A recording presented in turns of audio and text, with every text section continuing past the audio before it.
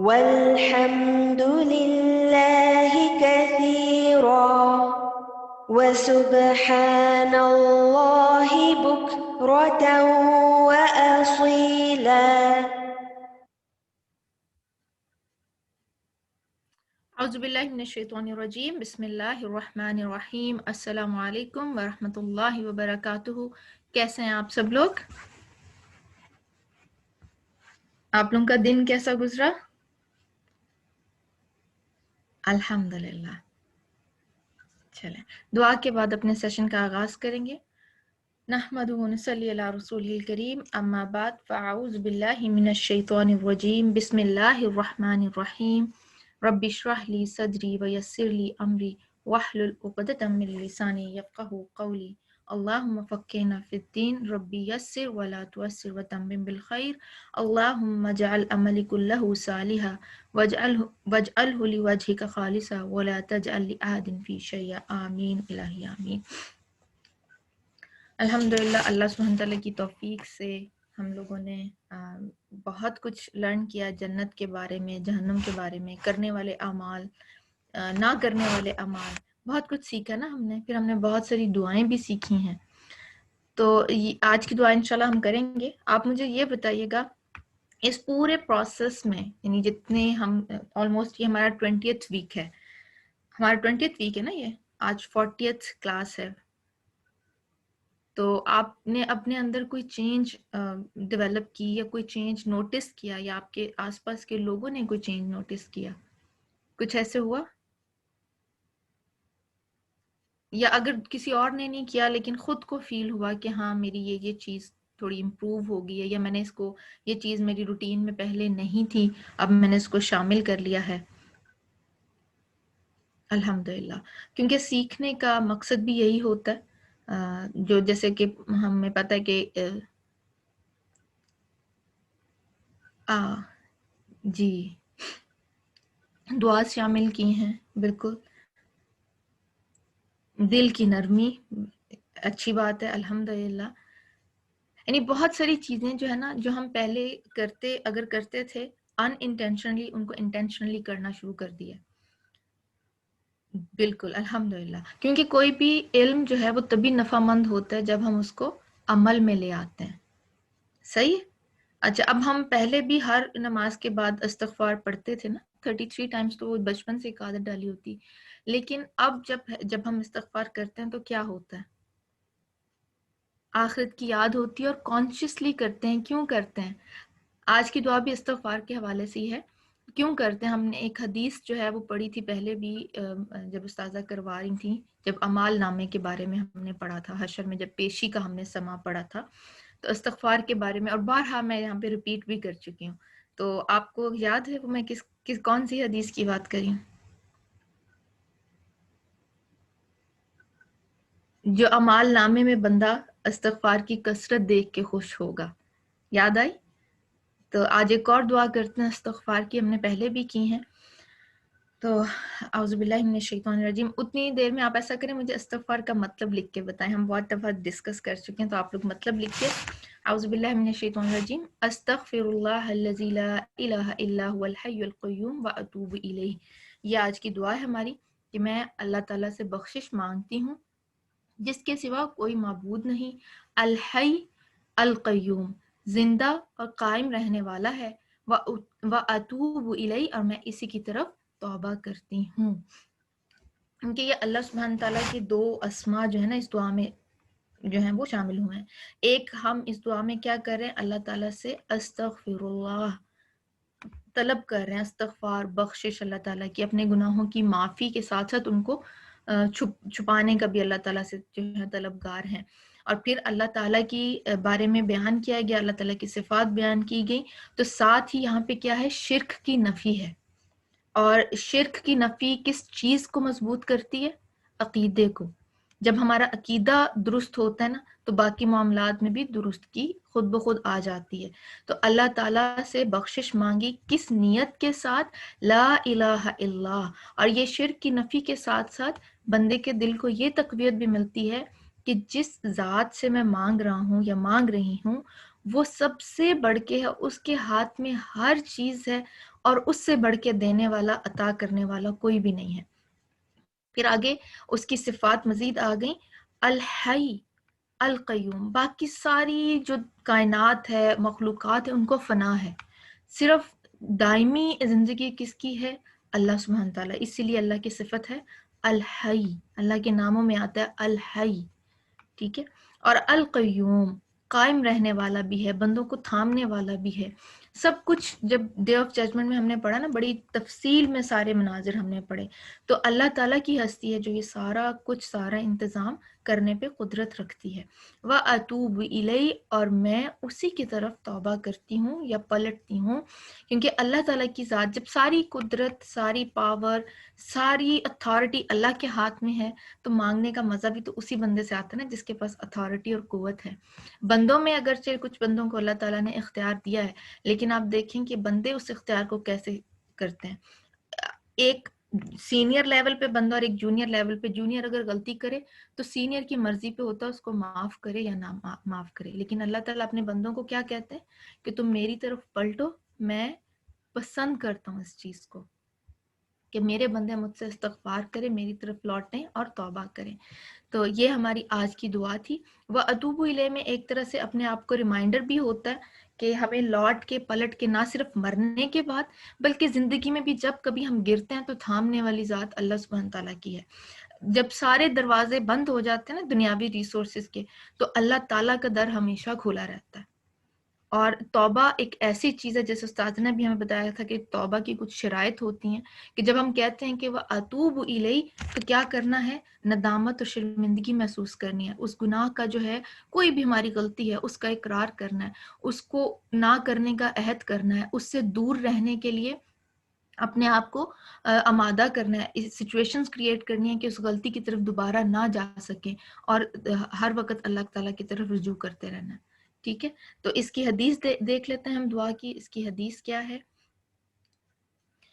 نبی کریم صلی اللہ علیہ وسلم کے غلام زید رضی اللہ تعالیٰ عنہ کہتے ہیں کہ انہوں نے رسول اللہ صلی اللہ علیہ وآلہ وسلم کو فرماتے ہوئے سنا، جس نے استغفر اللہ الذی لا الہ الا هو الحی القیوم واتوب الیہ کہا تو اس کے گناہ معاف کر دیے جائیں گے، اگرچہ کہ وہ میدان جنگ سے بھاگ گیا ہو۔ سنن ابی داود کی ہے، اور ہم پڑھ چکے ہیں، قرآن پاک میں بھی آتا ہے، اور پھر احادیث سے بھی پتہ چلتا ہے کہ میدان جنگ سے بھاگنا گناہوں، کبیرہ گناہوں میں سے ہے۔ لیکن بندہ غلطی کر کے اللہ کی طرف پلٹ آئے تو اللہ تعالیٰ تمام گناہ معاف کرتا ہے۔ اللہ سبحانہ تعالیٰ اپنے ان بندوں میں شامل فرمائے جن سے اللہ تعالیٰ محبت کرتے ہیں اور جن کے گناہوں کو اللہ تعالیٰ معاف کرنے والے ہیں، اور اللہ سبحانہ تعالیٰ حشر میں اور قیامت کی سختیوں میں ہم سب کی مدد فرمائے، آمین الہی آمین۔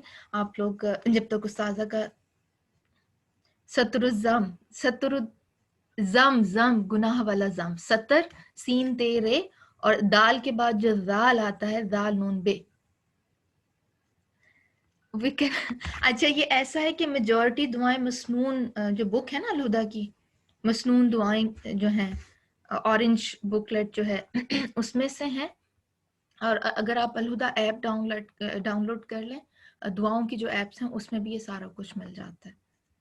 وضاحت جو ہے وہ نہیں ہوگی جو ہم آپ کو یہاں کلاس میں کرواتے ہیں، لیکن ترجمہ عربک اور حدیث ہم آپ کو مل جائے گی، ٹھیک ہے۔ جب تک استاذہ کا سیشن سٹارٹ ہوتا ہے تو آپ لوگ اپنا پیپر ورک ریڈی کر لیجئے انشاءاللہ۔ السلام علیکم ورحمۃ اللہ وبرکاتہ۔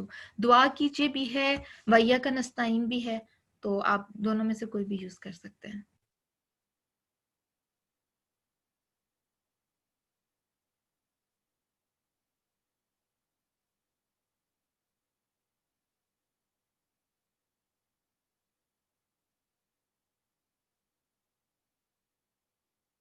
استغفر الله أكبر الله أكبر لا إله إلا الله الله أكبر الله أكبر ولله الحمد الله أكبر الله أكبر الله أكبر لا إله إلا الله الله أكبر الله أكبر ويسر لي أمري واحلل عقدۃ من لسانی یفقہوا قولی۔ ہم نے جنت اور جہنم کے حالات پڑھے، آج ہم پڑھیں گے انشاءاللہ کہ جنت میں لے جانے والے اعمال کون سے ہیں۔ وَأُزْلِفَتِ الْجَنَّةُ لِلْمُتَّقِينَ غَيْرَ بَعِيدٍ هَذَا مَا تُوعَدُونَ لِكُلِّ أَوَّابٍ حَفِيظٍ من خشي الرحمن بالغيب وجاء بقلب منيب ادخلوها بسلام ذلك يوم الخلود لهم ما يشاءون فيها ولدينا مزيد۔ اور جنت متقین کے لیے قریب کر دی جائے گی جو کچھ دور نہ ہوگی، یہ ہے جس کا تم سے وعدہ کیا جاتا تھا، ہر اس شخص کے لیے جو بہت رجوع کرنے والا ہو، خوب حفاظت کرنے والا ہو، جو رحمان سے بن دیکھے ڈر جائے اور رجوع کرنے والا دل لے کر آیا ہو۔ اس میں سلامتی کے ساتھ داخل ہو جاؤ، یہی ہمیشہ رہنے کا دن ہے۔ ان کے لیے جو کچھ وہ چاہیں گے اس میں ہوگا، اور ہمارے پاس مزید بھی ہے، یعنی اللہ کا دیدار بھی ہے۔ تو آج ہم دیکھیں گے کہ جنت میں لے جانے والے اعمال کون سے ہیں، اور جنت سے محروم کرنے والے اعمال کون سے ہیں، اور جنت کے حصول کے لیے کون سی دعائیں کرنی چاہیے۔ سب سے پہلی چیز ہے ایمانیات میں کلمہ توحید کا اقرار اور اسی پر خاتمہ۔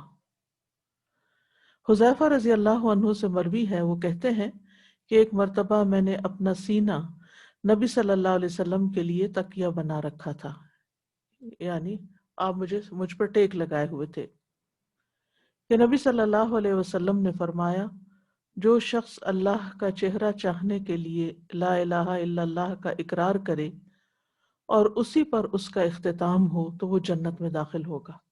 یعنی یہ سب سے پہلی اور اہم ترین شرط ہے کہ لا الہ الا اللہ کا اقرار کیا جائے اور مرتے وقت بھی اسی پر انسان کی موت آئے۔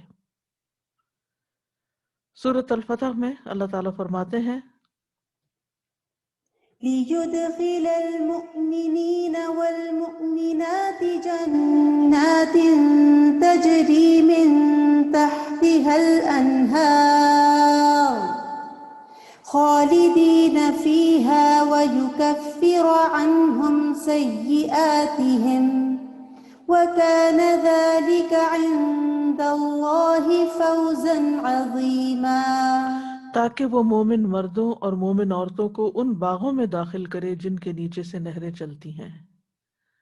تو یہاں پر جنت میں جانے کے لیے کیا ہے؟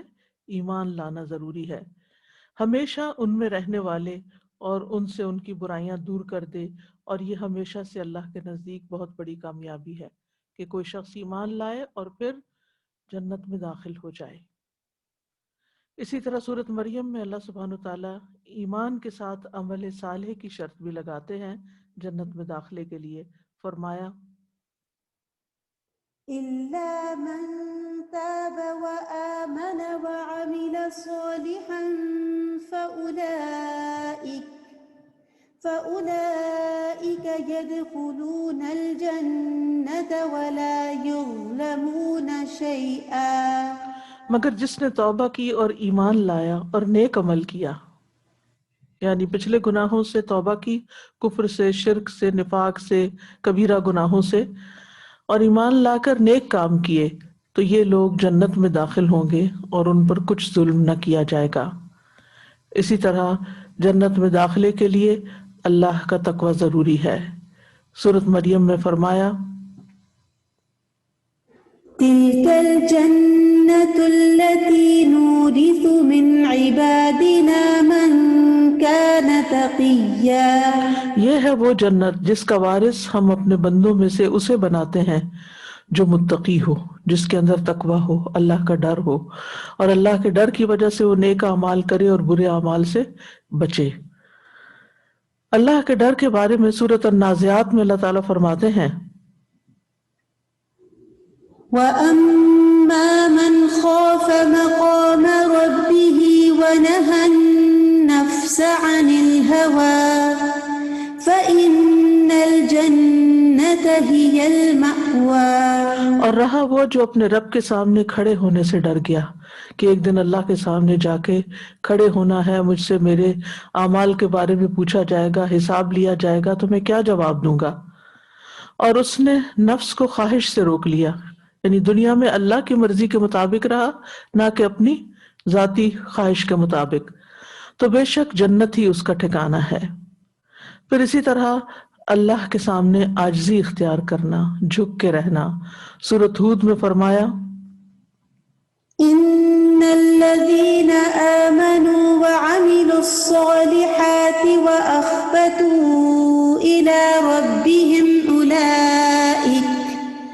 أولئك أصحاب الجنة هم فيها خالدون.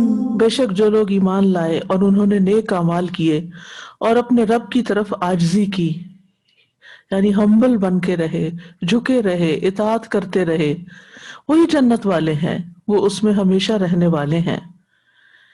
پھر اسی طرح نبی صلی اللہ علیہ وسلم کی اطاعت بھی ضروری ہے. آپ پر ایمان لانا اور آپ کی اطاعت کرنا.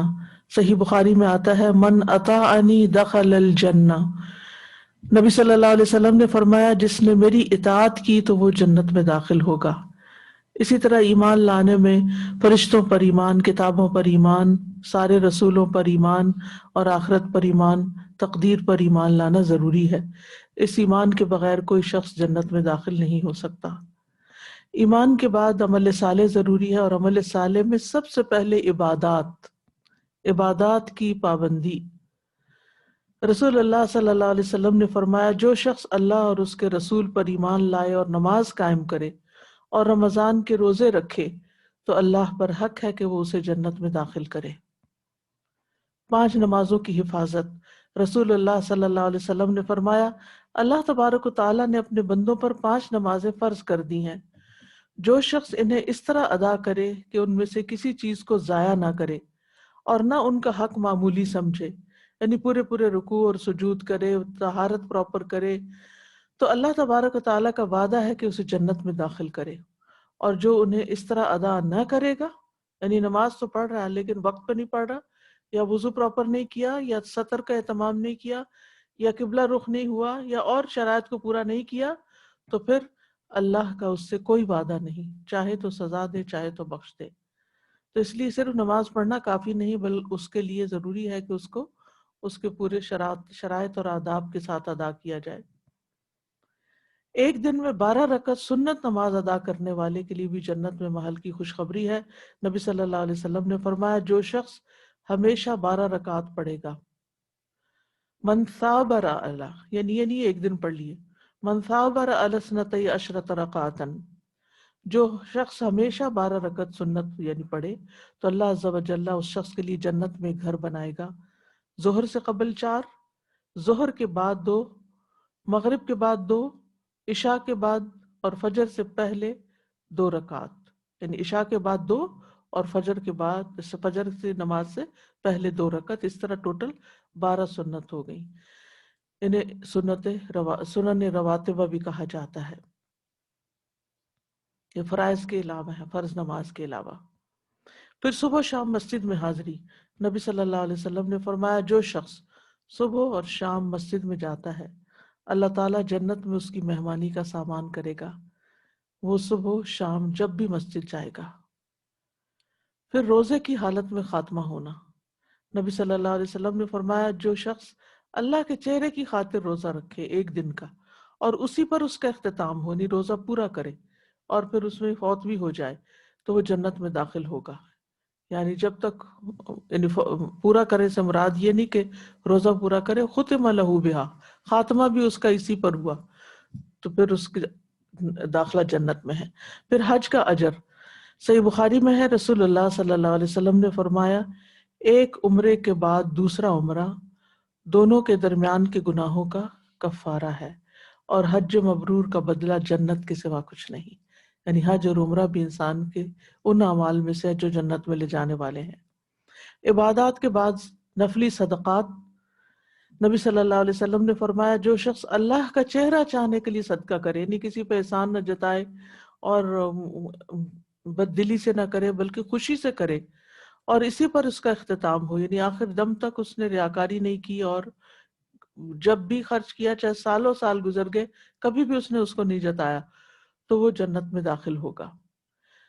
پھر 40 خصلتیں، رسول اللہ صلی اللہ علیہ وسلم نے فرمایا 40 خصلتیں جن میں سے سب سے اعلیٰ و ارفع دودھ دینے والی بکری کا ہدیہ کرنا ہے، ایسی ہیں کہ جو شخص ان میں سے ایک خصلت پر بھی عامل ہوگا ثواب کی نیت سے اور اللہ کے وعدے کو سچا سمجھتے ہوئے، تو اللہ اس کی وجہ سے اسے جنت میں داخل کرے گا۔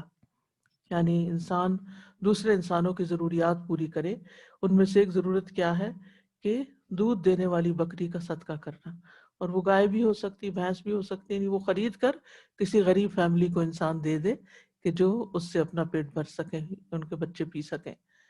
تو ایسے صدقات کو بھی جن کا خاص طور پر بائی نیم ذکر کیا گیا، ایک تو نا جنرلی صدقہ ہم ویسے ہی دے دیتے ہیں بغیر کسی وجہ کے کہ ٹھیک ہے جو جیسے چاہیں خرچ کر لیں، اور ایک یہ ہے کہ خود خرید کے یا کسی سے کہہ کے خرید کے کسی کو وہ دلوانا جو ہے وہ خوبصورت صدقہ ہے اور اس پر جنت کی بشارت ہے۔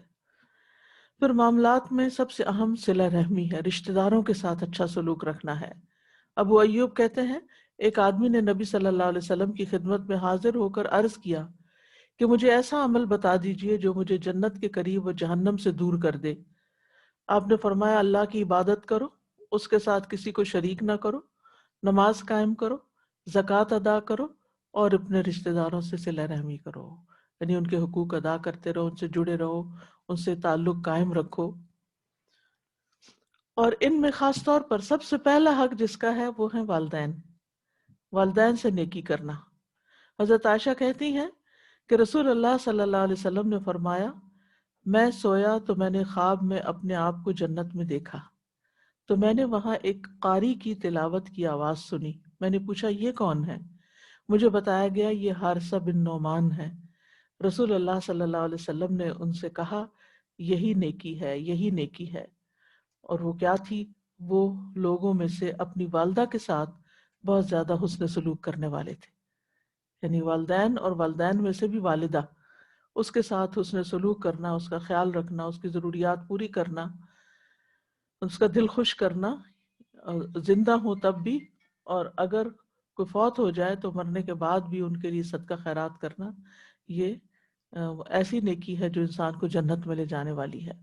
کیونکہ جب تک زندہ ہوتے ہیں ہم بعض اوقات ان کا خیال رکھنے کو ہی حسن سلوک سمجھتے ہیں، جب وہ فوت ہو جاتے ہیں تو ہم ان کو بھول جاتے ہیں۔ نہیں، ان کے لیے لازم کر لینی چاہیے دعا بھی اور صدقہ بھی، جو ریگولر بیسس پر ہو۔ پھر اسی طرح عام لوگوں کے ساتھ تعلق اچھا کیسے ہو؟ ان کو وہ دینا جو خود کو پسند ہو، یعنی اپنی پسندیدہ چیزوں میں سے دوسروں کو دینا۔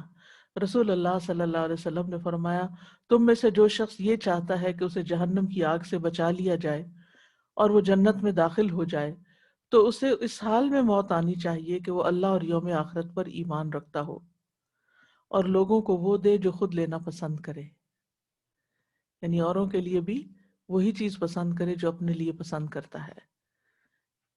جب کسی کے ساتھ انسان معاملہ کرنے لگے تو سوچے کہ کیا میں اپنے لیے یہ پسند کروں گا جو میں دوسرے کے لیے کر رہا ہوں۔ پھر کھانا کھلانا اور عمدہ کلام کرنا۔ ہانی بن یزید کہتے ہیں میں نے کہا اللہ کے رسول صلی اللہ علیہ وسلم کون سی چیز جنت کو واجب کرتی ہے؟ واجب کا مطلب یہ کہ لازم ہو جاتی۔ آپ نے فرمایا تم عمدہ کلام یعنی اچھی بات کرو اور کھانا کھلانے کو لازم پکڑ لو، یعنی یہ نہیں کہ ایک آدھ دفعہ بلکہ اپنی ہیبٹ بنا لو کہ اپنے کھانے میں سے دوسرے کو کھلاؤ۔ پھر مریض کی عیادت یا اللہ کی خاطر کسی سے ملاقات کرنا۔ رسول اللہ صلی اللہ علیہ وسلم نے فرمایا جو کسی بیمار کی عیادت کرے یا اپنے دینی بھائی سے ملاقات کرنے کے لیے جائے تو آسمان سے ایک فرشتہ اعلان کرتا ہے کہ تم بھی پاک ہو، یعنی گناہ سے پاک ہو گئے ہو، اور تمہارا چلنا بھی پاک ہے، اور تم نے جنت میں گھر بنا لیا۔ اور اس میں ضروری نہیں کہ گھر سے باہر والے لوگ ہی بیمار ہوں تو انسان خاص طور پر ان کے لیے پوچھے، جو گھر میں پڑے ہوئے ہوں ان کا خیال رکھنا بھی ضروری ہے۔ اور اس نیت کے ساتھ کہ اس کا اتنا اجر ہے، صبح و شام ان کا خاص طور پر حال پوچھے. بعض اوقات ہم اور خدمت کرتے رہتے ہیں لیکن حال نہیں پوچھتے، تو حال پوچھنا بھی اسی میں آتا ہے. پھر اسی طرح نیکی کے کام جو مختلف طرح کے ہیں. ابو ذر کہتے ہیں میں نے کہا اللہ کے رسول صلی اللہ علیہ وسلم کون سی چیز بندے کو آگ سے نجات دلاتی ہے؟ آپ نے فرمایا اللہ پر ایمان لانا. میں نے کہا اللہ کے نبی کیا ایمان کے ساتھ عمل بھی ضروری ہے؟ آپ نے فرمایا اللہ نے جو رزق اسے عطا کیا ہے اس میں سے خرچ کرے، یعنی دینے والا بنے. میں نے کہا کہ اللہ کے رسول صلی اللہ علیہ وسلم اگر وہ فقیر ہو اور اس کے پاس کوئی ایسی چیز نہ ہو جو اللہ کے راستے میں دے سکے، آپ نے فرمایا پھر وہ نیکی کا حکم دے اور برائی سے روکے. میں نے کہا اللہ کے رسول صلی اللہ علیہ وسلم اگر وہ ایسا کرنے سے عاجز ہو اور نیکی کا حکم دینے اور برائی سے روکنے کی طاقت نہ رکھتا ہو، آپ نے فرمایا پھر وہ کسی بے ہنر جاہل کو کوئی ہنر سکھا دے. جو ہنر آپ کو آتا ہے، مثلا ہنر کیا ہوتے ہیں، جیسے کسی کو کمپیوٹر سکھا دینا، کسی کو کوئی کپڑے سینے سکھا دینا، کسی کو کھانا پکانا سکھا دینا، روٹی پکانا سکھا دینا، کپڑے دھونا سکھا دینا. یہ جو گھر کے کام ہوتے ہیں یہ بھی ہنر میں یہ بھی ایک سکل ہوتی ہے، کیونکہ اگر وہ طریقے صحیح آتے ہوں تو انسان بہت جلد اور آسان طریقے سے کام کر سکتا ہے. میں نے دیکھا کہ بعض لوگوں کو برتن تک دھونے نہیں آتے ہوتے، یعنی اتنے بچپن سے انہیں کسی نے سکھایا نہیں، یا والدہ کو بھی نہیں آتے ہوں گے، اس نے بھی نہیں سیکھے. آگے بچیوں کے اندر بھی وہی چیز. اور بعض اوقات بچیوں کے اندر جب یہ ہنر نہیں ہوتے تو اگلے گھروں میں جا کے ان کے لیے بڑی بڑی مشکلات پیدا ہو جاتی ہیں. تو یہ ہنر سکھانا بھی دوسرے کے لیے دنیا میں بھی آسانی کا باعث اور اپنے لیے جنت کمانے والی بات. میں نے کہا اگر وہ خود بے ہنر ہو، اس کو ہی نہیں کچھ چج عقل اور کچھ بھی کرنے کی طاقت نہ رکھتا ہو، آپ نے فرمایا پھر کسی مغلوب اور مظلوم کی مدد کرے. میں نے کہا اگر وہ خود ضعیف ہو اور مظلوم کی مدد کرنے کی طاقت نہ رکھتا ہو، آپ نے فرمایا تو اپنے بھائی میں کوئی خیر و بھلائی چھوڑنا ہی نہیں چاہتا، یعنی اسے کچھ بھی نہیں آتا. تو ایسے کمزور انسان کو چاہیے کہ وہ لوگوں کو تکلیف نہ دے، پھر یعنی کچھ نہیں کر سکتا تو کسی کو ہرٹ نہ کرے. میں نے کہا اللہ کے رسول صلی اللہ علیہ وسلم جب کوئی آدمی یہ عمل کرے گا تو وہ جنت میں داخل ہو جائے گا. آپ نے فرمایا جو مسلمان بھی ان میں سے کوئی نیکی کرے گا، یعنی جو جتنے بھی کام بتائے گئے ہیں، وہ نیکی اس کا ہاتھ پکڑ لے گی یہاں تک کہ وہ اسے جنت میں داخل کر دے گی. یعنی نیک کام کرنے کے جو عمومی نیک کام ہیں ان کے بھی اتنے فائدے ہیں. پھر اسی طرح اچھی گواہی ہونا بندے کی، اچھے کام کرنا تاکہ اچھی گواہیاں ہوں.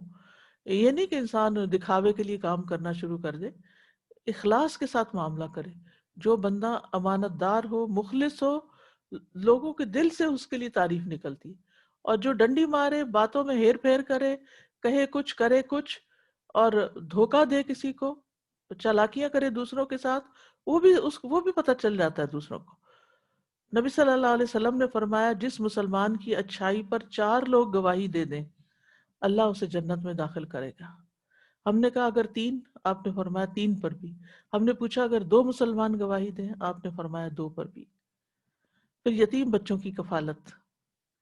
نبی صلی اللہ علیہ وسلم نے فرمایا اپنے یا کسی دوسرے کے یتیم بچے کی پرورش کرنے والا، میں اور وہ جنت میں اس طرح ہوں گے بشرطے کہ وہ اللہ کا تقوی رکھتا ہو.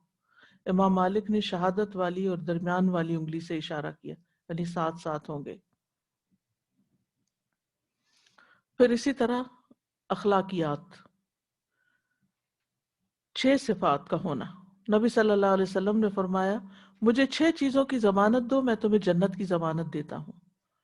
بات کرو تو سچ بولو، وعدہ کرو تو پورا کرو، جب امین بنایا جائے تو امانت کا حق ادا کرو، اپنی شرمگاہوں کی حفاظت کرو، اپنی نظروں کو جھکا کر رکھو اور اپنے ہاتھ روک لو. بات میں سچائی، وعدہ پورا، امانت میں خیانت نہیں، شرم و حیا، نگاہیں جھکانا اور اپنے ہاتھ روک لینا یعنی غلط کاموں سے. اور ان میں خاص طور پر جو نیک عمل ہے وہ زبان کی حفاظت ہے. اپنی زبان سے ایسے بات نہ نکلے کہ جو انسان کو جنت کی ضمانت دیتے ہیں ان کاموں میں سے. پچھلی بات تو مکمل ہے. ابو ہریرہ کہتے ہیں ایک آدمی نے عرض کیا یا رسول اللہ صلی اللہ علیہ وسلم فلاں عورت نماز روزہ صدقہ کی کمی میں مشہور ہے.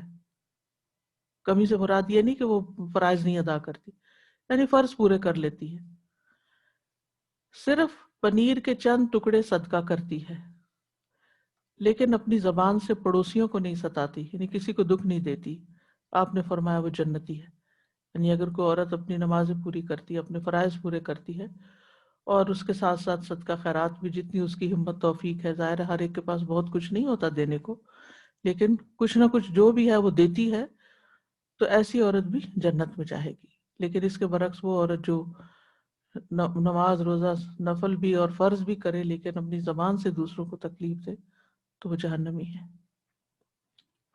اچھی گفتگو جو ہے، کسی کے ساتھ بھی اچھے طریقے سے بات کرنا جس میں نہ کسی کا مذاق اڑایا گیا ہو، نہ کسی کو بلیٹل کیا گیا ہو، نہ کسی کو تانا دیا گیا ہو، نہ کسی کے عیب چن چن کے اس کو بتائے گئے ہوں، تو عمدہ طریقے سے بات کرنا جو ہے یہ بھی جنت میں لے جانے والی چیزوں میں سے ہے. نبی صلی اللہ علیہ وسلم نے فرمایا سلام پھیلاؤ، اچھی گفتگو کرو، صلہ رحمی کرو، اور راتوں کو جب لوگ سو رہے ہوں تو تم قیام کرو، تم سلامتی کے ساتھ جنت میں داخل ہو جاؤ گے. یعنی سلام میں پہل کرنا، سلام کا اہتمام کرنا. اور اس میں آپ دیکھیے ایک تو ہم جس سے ملاقات کرتے ہیں حقیقی طور پر اس کو سلام کرتے ہیں، کسی مجلس میں آتے ہیں یا گھر کے اندر جب حقیقی ملاقات ہوتی ہے، اور ایک مانوی ہوتی ہے جو کہ فون پہ ہو سکتی ہے، واٹس ایپ پہ ہو سکتی ہے، کسی لکھ کے ہو سکتی ہے. جیسے پہلے کہتے تھے نا خط کیا ہے، آدھی ملاقات ہے، تو اس میں بھی سلام کرنا جو ہے وہ بھی اس میں شامل ہو جاتا ہے. اور بعض اوقات کچھ رشتہ داروں سے دنوں گزر جاتے ہیں، کوئی صلہ رحمی نہیں ہوتی، کوئی کنیکشن نہیں ہوتا، تو ان کو صرف سلام دعا کا ایک میسج بھیج دینا بھی اس میں آ جاتا ہے. اور پھر خاص طور پر اور اس میں دونوں چیزیں ہو جاتی ہیں، سلام بھی اور صلہ رحمی بھی. اور اگر اچھی طریقے سے بات کر لیں ان سے، اگر کوئی بیمار ہے تو حال پوچھ لیں، اگر کوئی تکلیف میں ہے، پریشانی میں ہے تو اس کو صبر کی تلقین کر دیں، تو یہ سارے کام پورے ہو جاتے ہیں. اور باقی رہ جاتے ہیں تہجد، تو اس کے لیے اللہ سے توفیق مانگیں تو اللہ تعالیٰ توفیق دیتا ہے. پھر دوسروں کے لیے پسند کا معیار کیا ہو. خالد بن عبداللہ قصری منبر پہ خطبہ دے رہے تھے. انہوں نے کہا کہ رسول اللہ صلی اللہ علیہ وسلم نے ان کے دادا یزید بن اسد سے فرمایا کیا تم جنت پسند کرتے ہو؟ یعنی عبداللہ قصری کے دادا سے کہا کیا تم جنت پسند کرتے ہو؟ تو انہوں نے کہا کہ جی ہاں. آپ نے فرمایا اپنے بھائی کے لیے وہی پسند کیا کرو جو تم اپنے نفس کے لیے پسند کرتے ہو، اور وائس ورثہ بھی جو اپنے لیے اچھا نہیں لگتا وہ اس کے لیے بھی نہ چاہو. پھر اسی طرح سچائی، نبی صلی اللہ علیہ وسلم نے فرمایا یقیناً سچ نیکی کی طرف رہنمائی کرتا ہے اور یقیناً نیکی جنت کی طرف لے جاتی ہے. یعنی سچا انسان جو ہوتا ہے اس کو نیکی کے مواقع ملتے رہتے ہیں اور پھر وہ نیکی اس کو جنت میں لے جاتی ہے. حیا، رسول اللہ صلی اللہ علیہ وسلم نے فرمایا حیا ایمان کا حصہ ہے اور ایمان کا تعلق جنت سے ہے. تو گویا حیا بھی انسان کو جنت میں لے جانے والا ہے. راستے سے تکلیف دہ چیز ہٹا دینا، نبی صلی اللہ علیہ وسلم نے فرمایا جو شخص مسلمانوں کے راستے سے کسی تکلیف دہ چیز کو ہٹاتا ہے تو اللہ اس کے لیے ایک نیکی لکھ دیتا ہے، اور جس کے لیے اللہ کے ہاں ایک نیکی لکھی جائے اللہ اسے جنت میں داخل فرما دے گا. نبی صلی اللہ علیہ وسلم نے فرمایا میں نے ایک ایسے آدمی کو جنت میں چلتے پھرتے دیکھا جس نے راستے میں ایک ایسے درخت کو کاٹ دیا تھا جس کی وجہ سے لوگوں کو تکلیف ہوتی تھی، یعنی ان کا راستہ تنگ ہو گیا تھا.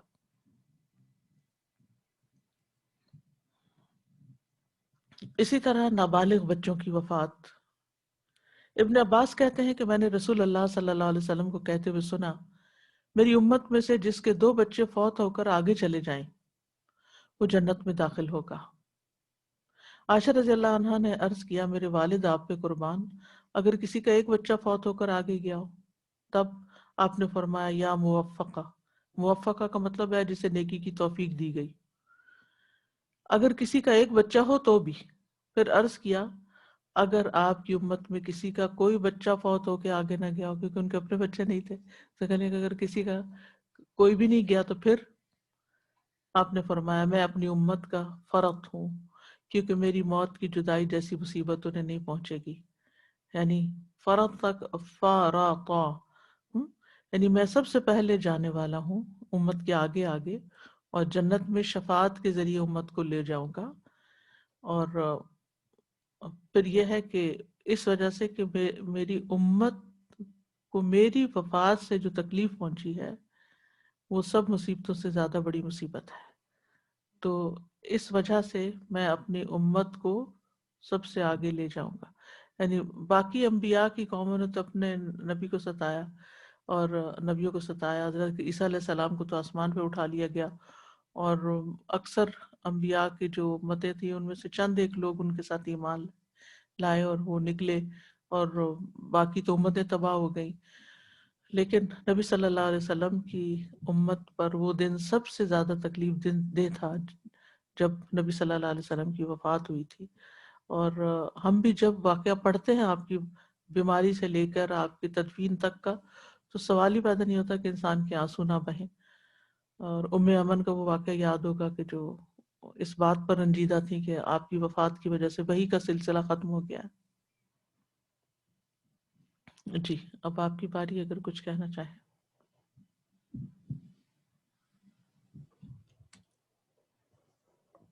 آگے دے دیجیے. یہ حضرت عائشہ کے سوال اور نبی صلی اللہ علیہ وسلم کے جواب سے مجھے یاد آیا استاد جی کہ وہ جو کسی کے نابالغ بچے کی وفات کی جو دعا ہے نا، اللہم اجعلہ لنا سلفا و فرطا، تو نبی صلی اللہ علیہ وسلم نے وہی لفظ کہا ہے کہ میں اس کا فرط ہوں گا، یعنی جس کی اگر کوئی اولاد نہیں بھی ہے تو میں اس کے لیے ہوں. یعنی اگر کسی کو اپنی اولاد کی وفات کی تکلیف نہیں بھی پہنچی تو میری وفات کی جو تکلیف پہنچی ہے اس وجہ سے میں اس کے لیے آگے شفاعت کرنے والا ہوں گا.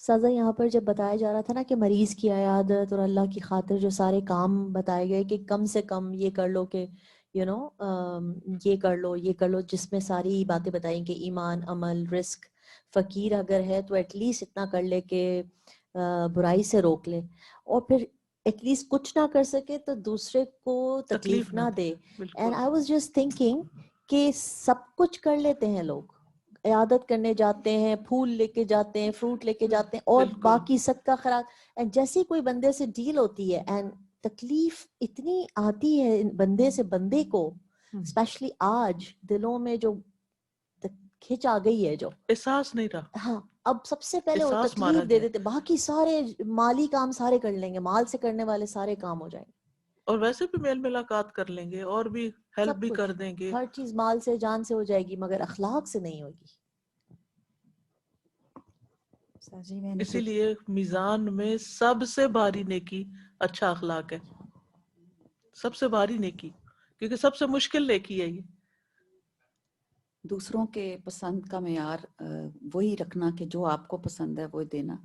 لیکن کئی مرتبہ ایسا بھی ہوتا ہے کہ جیسے والدین کو کوئی چیز پسند ہوتی ہے اور آپ کو نہیں ہوتی وہ چیز، اور بچوں کو ان کا خیال کرنا ہوتا ہے کہ وہ دینا ہوتا ہے ان کو، تو اس بات کا بھی بہت خیال، کیونکہ والدین کو ہم ناراض نہیں کر سکتے، اور کئی مرتبہ ہم ان سے ایسی بات کر جاتے ہیں کہ جو ان کو بہت اس سے چڑ ہوتی ہے اور ان کو اچھا نہیں لگتا، لیکن ہم کئی دفعہ کئی والدین کو بہت زیادہ حال پوچھنے سے بھی چڑ ہوتی، تو ہمیں زیادہ پتا ہوتا ہے کہ ہمارے جو رشتہ دار ہیں یا کس کو کیا چیز ضرورت ہے. انداز پہ ڈپینڈ کرتا ہے نا، اور جب پتہ چل جائے کہ کسی کو حال پوچھنا اچھا نہیں لگتا تو پھر انسان کوئی اور طریقہ اختیار کرے. یعنی حال پوچھنے سے مراد یہ نہیں ہوتا کہ انسان 10 سوال شروع کر دے، اچھا رات کیسے گزری، پھر دوائی کھائی تھی کہ نہیں، پھر وہ کتنی دفعہ اٹھی تھی، پھر کیا ہوا، پھر یہ باتیں نہیں کرنی چاہیے. یہ دماغ تھکانے والی باتیں ہوتی ہیں اور یہ پسند نہیں ہوتی، تو پھر وہ تکلیف یاد آ جاتی ہے. تو حال پوچھنے سے مراد یہ ہے کہ کنیکشن، کانٹیکٹ رکھنا، اور اس طرح معاملہ کرنا کہ دوسرا فیل کرے کہ کوئی میری کیئر کرنے والا ہے، نہ کہ میرے پہ بوجھ ہے. استاذہ جی میں تو 2-3 چیزیں کرنا چاہ رہی تھی آپ کے ساتھ شیئر. ایک تو بس خلاصہ یہ نکلا کہ تقوی، بیسک چیز تو تقوی، اور پھر دوسرا جس بات کو بہت زیادہ ابھی جیسے ہم لوگوں نے بھی الیبوریٹ کیا ڈسکشن میں بھی، عمدہ کلام، سب سے مشکل چیز عمدہ کلام، جیسے بھی ہما جی نے بھی کیا. تو ایک تو یہ دو چیزیں تھیں، اور دوسرے میں سوچی تھی کہ یہ جو ہے نا ایک کسی کو ہنر سکھانا، تو اب آج کل کے زمانے میں تو ہنر کے بھی وہ معیار بدل گیا نا. جیسے کسی کو کوئی آپ ایپ ڈاؤن لوڈ کر کے دے دیں کہ اچھا یہ ایپ سن لیں، کسی کو ریکارڈنگس آپ تلاوت وغیرہ کی ڈاؤن لوڈ کر کے دے دیں کہ وہ سنتے رہیں بیچارے بزرگ. پھر مائکرو ویو کا اتنا زیادہ استعمال ہے کہ تو بزرگ بیچارے گھر میں اکیلے ہوتے ہیں، تو کوئی ایک بس بٹن ان کو فکس کر کے دے گا، بس آپ یہ دبائیں گی تو وہ گرم ہو جائے گا. تو اتنی ڈفرینٹ چیزیں ہیں جو آج کے زمانے میں ہم تھوڑا ڈفرینٹ ہو گیا. جتنی نئی ٹیکنالوجی ہے، جتنی نئی مشینری ہے، اس سب کا سیکھنا ایک کام ہے، جی، اور دوسرے کو سکھانا. جی بالکل. اور استاذہ جی یہ جو بات ہے نا کہ جو اپنے لیے پسند کرے وہی دوسرے کے لیے، تو اس کا نا فنی، لیکن کیا ہوتا ہے کہ رشتہ کسی کو بتاؤ تو پھر وہ فوراً کمپیریزن کرتے ہیں کہ اچھا اپنی بچی کے لیے تو آپ نے یہی سوچا، اور حالانکہ وہ صحیح ہوتا ہے، صرف شکل پہ کئی دفعہ آ کے تو بات تو دوسرے لوگ اس طرح کی کر دیتے ہیں. تو وہ مجھے لگ رہا تھا تھوڑا سا جیسے ان کو سمجھنا چاہیے اس بات کو بھی کہ حالات ڈفرینٹ وقت میں ڈفرینٹ حالات ہوتے ہیں، اور ایک صرف حالات بھی، اور پھر کسی کا ڈپلیکیٹ تو کوئی نہیں ہوتا نا کہ اور پھر یہ کہ سامنے والے کو بھی دیکھنا پڑتا ہے. ہو سکتا ہے کہ آپ کے بیٹے کی کوالیفیکیشن اور ہو جس کے لیے ایسی کوئی چیز مل گئی اور دوسرا اس معیار پہ نہ پورا اترتا ہو. کامن کوشچن، بالکل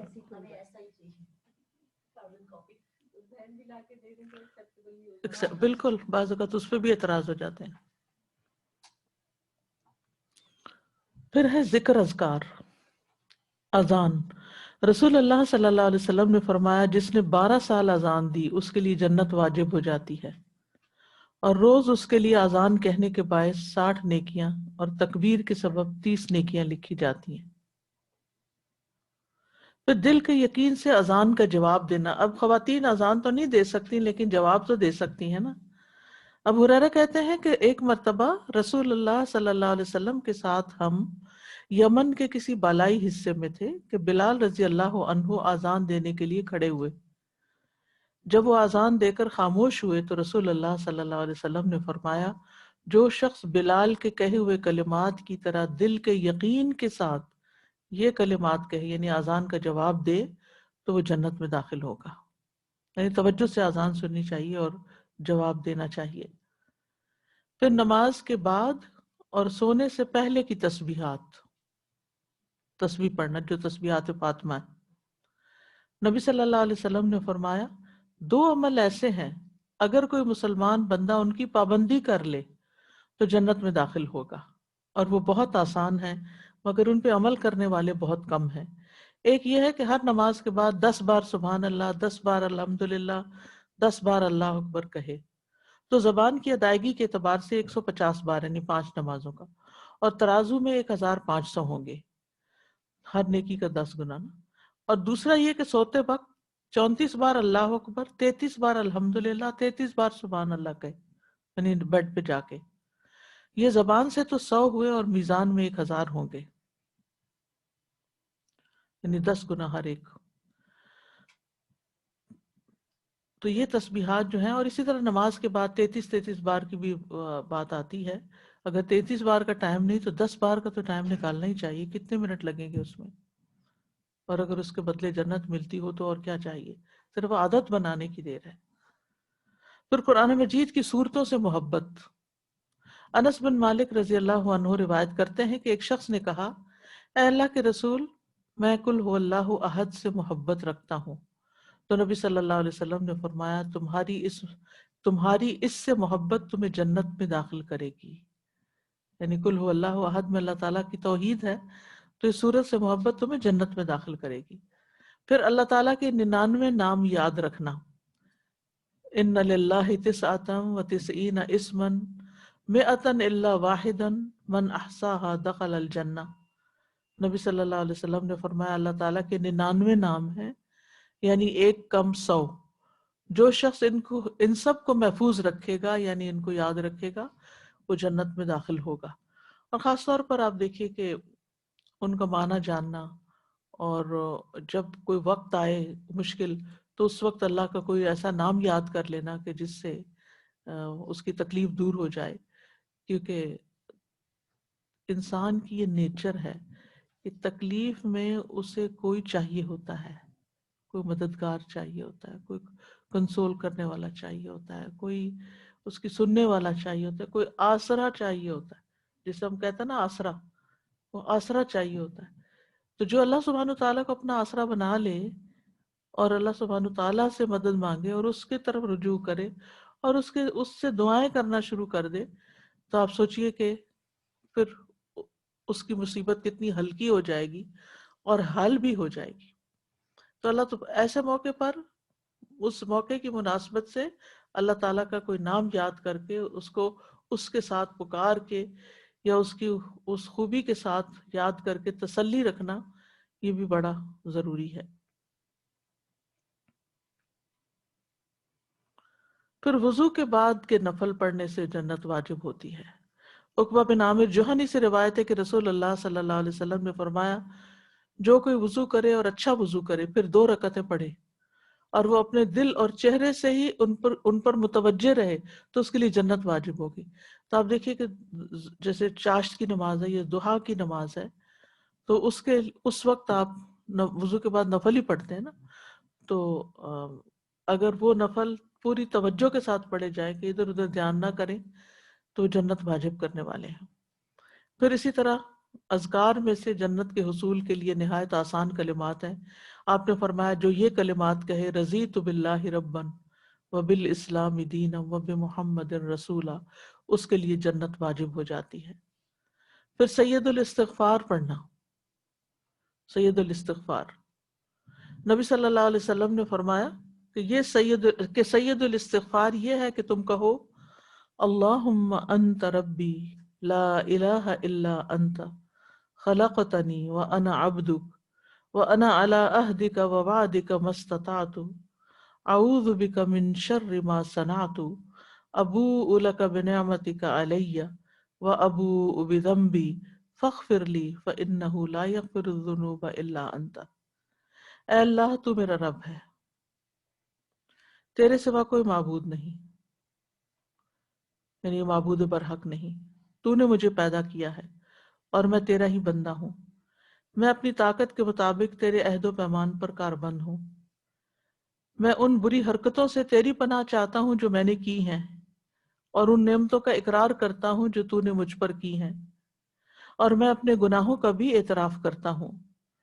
میری مغفرت کر دے، بلا شبہ تیرے سوا کوئی بھی گناہ معاف کرنے والا نہیں، اور لوگ تو ویسے ہی نہیں معاف کرتے، تو اللہ ہی معاف کر سکتا ہے، تو اللہ ہی معاف کرنے والا ہے، اس پورے یقین کے ساتھ. اب آپ دیکھیں یہاں اللہ سبحانہ تعالیٰ ہی کے ساتھ بات ہو رہی ہے، اسی سے معافی مانگی جا رہی ہے، تو یہ اللہ کے ساتھ تعلق جو ہے نا یہ بڑا ضروری ہے. آپ نے فرمایا جس نے صبح ان پر یقین کرتے ہوئے دل کی گہرائی سے انہیں پڑھا، پھر شام ہونے سے پہلے اسی دن اس کا انتقال ہو گیا تو وہ جنتی ہے. یعنی اگر فجر میں پڑھا تھا اور دن میں فوت ہو گیا تو جنتی ہے. اور جس نے ان پہ یقین رکھتے ہوئے رات کے وقت ان کو پڑھ لیا تھا مغرب کے ساتھ، پھر اس کے صبح ہونے سے پہلے اس کا انتقال ہو گیا تو وہ جنتی ہے. پھر ہر نماز کے بعد آیت الکرسی پڑھنا، یہ بھی جنت میں داخل ہونے کا ذریعہ ہے. نبی صلی اللہ علیہ وسلم نے فرمایا جو ہر فرض نماز کے بعد آیت الکرسی پڑھے اسے جنت میں داخل ہونے سے سوائے موت کے کوئی چیز روکنے والی نہیں. اس کی بھی عادت ہونی چاہیے، فرض کا سلام پھیرتے ہی بات چیت کیے بغیر پہلے آیت الکرسی پڑھ لی جائے. عبداللہ بن مسعود سے روایت ہے کہ رسول اللہ صلی اللہ علیہ وسلم نے فرمایا جو چیز تمہیں جنت کے قریب کر سکتی ہے میں نے تمہیں اس کا حکم دے دیا ہے، اور جو چیز تمہیں جہنم کے قریب کر سکتی ہے میں نے تمہیں اس سے منع بھی کر دیا. یعنی دین بالکل واضح ہے، اور اگر ہم نبی صلی اللہ علیہ وسلم کی احادیث کو مانیں ہی نہ تو یہ خیر کی باتیں ہمیں کہاں سے پتہ چلے. پھر یہاں جنت سے محروم کرنے والے اعمال کا بھی ذکر ہو جائے تو اچھا ہے. سب سے پہلی چیز ہے کفر، اللہ تعالیٰ کا انکار، اللہ کے نبیوں کا انکار، یعنی کفر کی جو بھی اقسام. سورۃ الاعراف میں اللہ تعالیٰ فرماتے ہیں وَنَادَى أصحاب النار أصحاب الجنة أن أفيضوا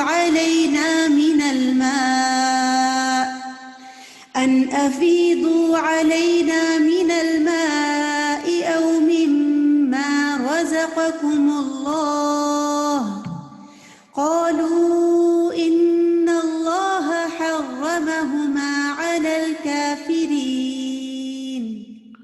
اور آگ والے جنت والوں کو آوازیں دیں گے جہنم میں سے کہ ہم پر کچھ پانی بہا دو، یا اس میں سے جو کچھ اللہ نے تمہیں رزق دیا ہے اس میں سے کچھ کھانے کو دے دو. وہ کہیں گے بے شک اللہ نے یہ دونوں چیزیں کافروں پہ حرام کر دی ہیں، نہ پانی نہ کھانا، جنت کا کھانا تمہارے لیے نہیں، حالانکہ ان کے پاس وافر ہوگا. ابو ہریرہ رضی اللہ عنہ کہتے ہیں کہ نبی صلی اللہ علیہ وسلم نے فرمایا کہ اللہ تعالیٰ فرماتے ہیں میں نے کافروں پہ جنت حرام کر دی ہے. جنت کیا؟ جنت کا کھانا اور پانی بھی حرام ہے. دوسری چیز ہے شرک. سورۃ المائدہ میں فرمایا لقد كفر الذين قالوا إن الله هو المسيح ابن مريم وقال المسيح يا بني إسرائيل اعبدوا الله ربي وربكم إنه من يشرك بالله فقد حرم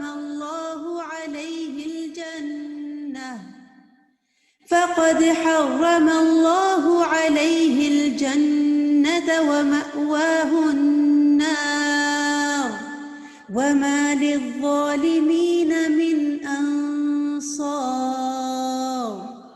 اے بنی اسرائیل اللہ کی عبادت کرو. مسیح علیہ السلام نے کہا تھا جو میرا اور تمہارا رب ہے. بے شک حقیقت یہ ہے کہ جو بھی اللہ کے ساتھ شریک بنائے، یعنی کسی کو اللہ کا بیٹا قرار دے یا پارٹنر، تو یقیناً اس پر اللہ نے جنت حرام کر دی اور اس کا ٹھکانہ آگ ہے، اور ظالموں کے لیے کوئی مدد کرنے والا نہیں. اسی طرح اللہ تعالیٰ کی آیات کا انکار اور تکبر کرنا یہ بھی جنت سے محروم کرنے والی چیز ہے.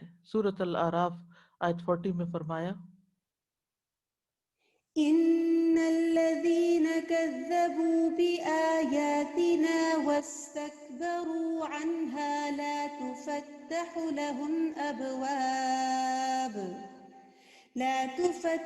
لهم أبواب السماء ولا يدخلون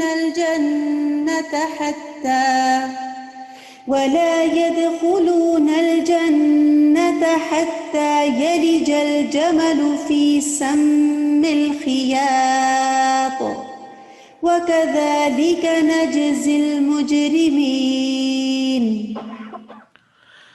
بے شک جن لوگوں نے ہماری آیات کو جھٹلایا اور انہیں قبول کرنے سے تکبر کیا، ان کے لیے نہ آسمان کے دروازے کھولے جائیں گے اور نہ وہ جنت میں داخل ہوں گے یہاں تک کہ اونٹ سوئی کے ناکے میں داخل ہو جائے. یہاں تک کہ اونٹ سوئی کے ناکے میں داخل ہو جائے، اور اونٹ بھلا کیسے داخل ہو سکتا اس؟ امپاسبل. اور ہم مجرموں کو اسی طرح بدلہ دیتے ہیں. پھر قطع رحمی. رسول اللہ صلی اللہ علیہ وسلم نے فرمایا قطع رحمی کرنے والا جنت میں داخل نہ ہوگا. پھر چغل خوری. نبی صلی اللہ علیہ وسلم نے فرمایا چغل خور جنت میں داخل نہیں ہوگا. پھر پڑوسی کو ستانا. نبی صلی اللہ علیہ وسلم نے فرمایا جس کی ایذا رسانی سے اس کے پڑوسی محفوظ نہ ہو وہ جنت میں نہیں جائے گا. پھر ذرہ برابر تکبر. نبی صلی اللہ علیہ وسلم نے فرمایا جس کے دل میں رائی کے دانے برابر بھی تکبر ہوگا وہ جنت میں نہیں جائے گا. اور تکبر کیا ہے؟ حق سے منہ موڑنا اور لوگوں کو کمتر سمجھنا. لوگوں کو کمتر سمجھنا، حق سے منہ موڑنا. بعض اوقات لوگ حق کو قبول کر لیتے ہیں لیکن لوگوں کے بارے میں رائے اچھی نہیں سمجھتے، ان کو حقیر سمجھتے ہیں. اس کی کیا علامات ہوتی ہیں؟ لوگوں کو کمتر کیسے سمجھا جاتا ہے؟ جب ہم لوگوں کے بارے میں کوئی رائے دیتے ہیں، تبصرہ کرتے ہیں، تو عام طور پہ ہم کیا کہتے ہیں؟ چھوڑو انہیں کیا پتا، انہیں نہیں پتا. کسی کے بارے میں کہیں گے اس کو دنیا کا نہیں پتا، کسی کو بارے میں کہیں گے اس کو دین کا نہیں پتا، اس کو فلاں نہیں آتا، اس کو یہ نہیں آتا، اس کو وہ نہیں آتا، یہ نہیں کرتا، یہ وہ نہیں کرتا.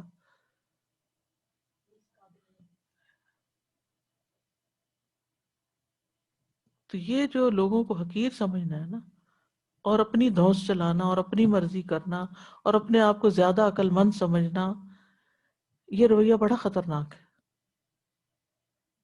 تو رائی کے دانے برابر، رائی کیا چیز ہے؟ یعنی بہت تھوڑی کوانٹٹی جو ہے تکبر کی وہ بھی نقصان دہ ہے، کیونکہ وہ دوسروں کے لیے بہت اذیت کا باعث بن جاتی ہے.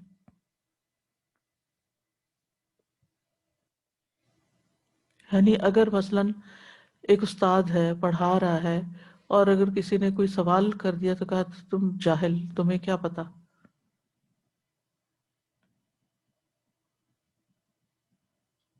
کوئی غریب ہے سوال کر بیٹھا، ان کا تو کام ہی صرف مانگنا ہے. حقیر سمجھ کر اشاروں سے بھی، ناک چڑھا کے، ماتھے پہ بل ڈال کے، کیسے کیسے طریقے سے ہم لوگوں کو ذلیل کرتے ہیں.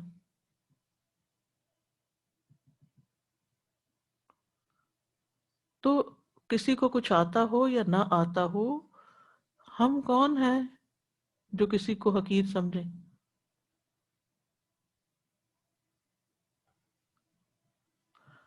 ہر ایک کی غلطیوں سے درگزر کرنے کی ضرورت ہے، اور اس پہ بے جا تبصرے نہیں کرنے چاہیے، کسی پہ ہنسنا نہیں چاہیے، کہ بدگمانی نہیں کرنی چاہیے. کیونکہ ہنسنے کے پیچھے بھی کیا ہوتا ہے؟ جب کوئی کسی پہ ہنستا ہے تو اس کا مطلب کیا ہے؟ حقیر سمجھتا ہے اس کو، تبھی ہنستا ہے نا. ہم اپنے ماں باپ کو اپنے سے بڑا سمجھتے ہیں تو ان پہ تو نہیں ہنستے، اور اگر کوئی ماں باپ پہ بھی ہنستا ہے تو اس کا مطلب تو بالکل ہی گیا گزرا.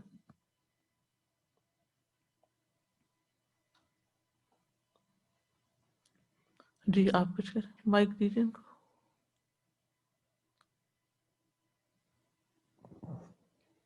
استاذہ یہاں پر یہ مجھے یاد آ رہا تھا کہ تکبر میں جیسا آپ نے کہا نا کسی کو کمتر سمجھنا، اور چاہے وہ کسی چیز میں کمی بھی رکھتا ہو تب بھی اسے کمی کا احساس نہ احساس دلانا. نہیں دلانا چاہیے. تو جب میں اسپیشل نیڈس کے ساتھ پہلے کام کر چکی ہوں، اس کی ایجوکیشن بھی لی ہے، تو آپ چہروں پہ دیکھیں گی اتنی لوگ ایسے شو کریں گے جیسے they are like feeling very bad about them and they don't like it, disgusting. کبھی منہ سے بول دیں گے oh what disgusting is this.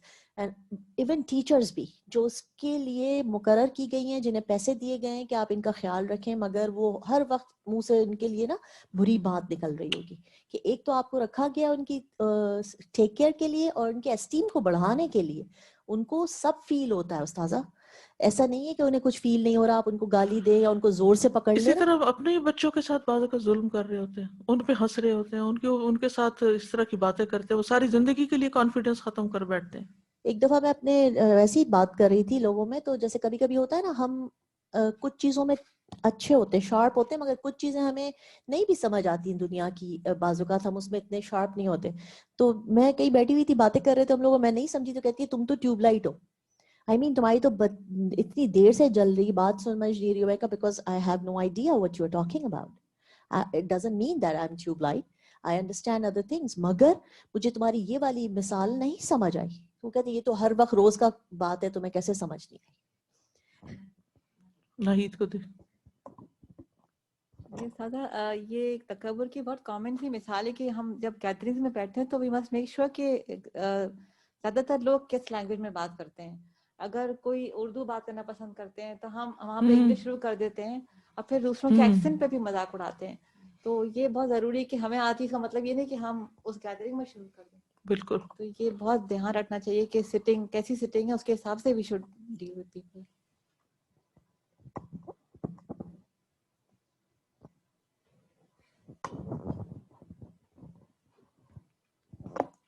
سر جی ہمیں کئی دفعہ پتہ بھی نہیں چلتا کہ ہم کس طرح سے بات کر رہے ہیں. یہ زیادہ آپ خطرناک. شکل دیکھتے ساتھ ہی آپ کئی دفعہ کہتے ہیں آپ کو کسی چیز کی ضرورت ہے، اسی وقت آپ اس کو ڈیگریڈ ہی کر دیتے ہیں بندے کو کہ بھئی میں نے تو کوئی چیز مانگی بھی نہیں، کچھ کیا بھی نہیں. اور کئی مرتبہ آپ کی مس انڈرسٹینڈنگز اس قسم کی ہوتی ہیں، آپ کی اپنی دوسروں کے بارے میں رائے، آپ خود سے خود ایک مائنڈ چل رہا ہوتا ہے، وہ شیطان آپ کے پیچھے لگا ہوتا ہے، لیکن آپ کو نہیں پتا ہوتا کہ آپ کیا حرکتیں کر رہے ہیں، آپ کس قسم کی بات کر رہے ہیں. تو ہر وقت اپنے اوپر بھی چیک رکھنا رکھنا۔ بہت بڑی بات ہے۔ پھر والدین کی جی توبہ کرتے نا، اعتراف کرنا ضروری، توبہ کی شرط میں اعتراف ہے نا، اخلاص، ندامت اور اعتراف کہ میں نے واقعی میں غلط کر رہا ہوں، اور اصلاح بھی تبھی ہوتی ہے نا۔ مجھے تو لگتا ہے کہ کئی دفعہ تو زبان سے بھی کہنے کی ضرورت نہیں ہوتی، آپ کا باڈی لینگویج، آپ کا جیسچر، آپ کا دیکھنے کا انداز، اگلے کی بات سننے کا انداز اس طرح کا ہوتا ہے کہ ہر اس سے ٹپک رہی ہوتی ہے کہ وہ آپ لیٹ ڈاؤن کر رہے ہیں دوسرے بندے کو۔ پھر والدین کی نافرمانی، احسان جتلانا،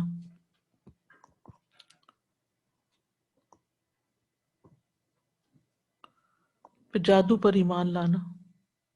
ابو موسیٰ اشعری کہتے ہیں کہ رسول اللہ صلی اللہ علیہ وسلم نے فرمایا، شراب پر ہمیشگی کرنے والا، جادو پر ایمان لانے والا اور قطع رحمی کرنے والا جنت میں داخل نہیں ہوں گے۔ استغفر اللہ۔ پھر تقدیر کا انکار، نبی صلی اللہ علیہ وسلم نے فرمایا، والدین کا نافرمان، ہمیشہ شراب پینے والا اور تقدیر کو جھٹلانے والا جنت میں داخل نہیں ہوں گے۔ پھر حرام کھانا، رسول اللہ صلی اللہ علیہ وسلم نے فرمایا، حرام مال سے پلا ہوا جسم جنت میں نہیں جائے گا۔ پھر مخالف جنس کی مشابہت اختیار کرنا، دیوس اور شراب کا عادی۔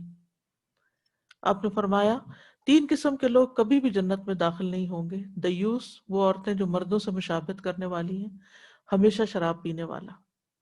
صحابہ نے کہا، اے اللہ کے رسول صلی اللہ علیہ وسلم، ہمیشہ کے شرابی کے تو ہم جانتے ہیں، مگر دیوس کا کیا معنی ہے؟ آپ نے فرمایا، وہ شخص جس کی پرواہ نہیں کرتا کہ اس کے گھر والوں کے پاس کون داخل ہو رہا ہے، کون آ جا رہا ہے۔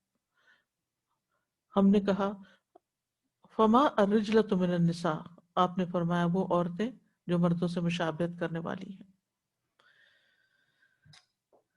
تو یہاں پر جنت سے رکاوٹ بننے والے اعمال کا ذکر تھا، وہ ختم ہوا۔ تھوڑا سا ذکر ہم آراف والوں کا بھی کرتے ہیں، کیونکہ قیامت کے دن کچھ لوگ تو اپنے اعمال کی وجہ سے جہنم میں جائیں گے، اور کچھ لوگ جنت میں جائیں گے، اور کچھ ایسے ہوں گے جو جنت اور جہنم کے بیچ میں سٹک ہوں گے، جن کو آراف والے کہا گیا۔ یہ وہ لوگ ہوں گے جن کے اچھے اور برے اعمال برابر ہوں گے۔ سورۃ الاعراف میں فرمایا، وبينهما حجاب وعلى الأعراف رجال يعرفون كلا بسيماهم ونادوا أصحاب الجنة أن سلام عليكم لم يدخلوها وهم يطمعون وَإِذَا صُرِفَتْ أَبْصَارُهُمْ تِلْقَاءَ أَصْحَابِ النَّارِ قَالُوا رَبَّنَا لَا تَجْعَلْنَا مَعَ الْقَوْمِ الظَّالِمِينَ وَنَادَى أَصْحَابُ الْأَعْرَافِ رِجَالًا يَعْرِفُونَهُم بِسِيمَاهُمْ قالوا ما أغنى عنكم جمعكم وما كنتم تستكبرون أهؤلاء الذين أقسمتم لا ينالهم الله برحمة ادخلوا الجنة لا خوف عليكم ولا أنتم تحزنون۔ اور ان دونوں کے درمیان ایک آڑ ہوگی۔ دونوں کون ہیں؟ جنت والے اور جہنم والے۔ بیچ میں ایک دیوار ہوگی یا آڑ ہوگی، اور اس کی بلندیوں پر کچھ لوگ ہوں گے جو سب کو ان کی نشانی سے پہچانیں گے، یعنی جنت والوں کو ان کے چمکتے چہروں سے اور جہنم والوں کو ان کے سیاہ چہروں سے۔ اور وہ جنت والوں کو آواز دیں گے، تم پر سلام ہو، وہ اس میں داخل نہ ہوئے ہوں گے اور وہ طمع رکھتے ہوں گے، یعنی یہ آراف والے۔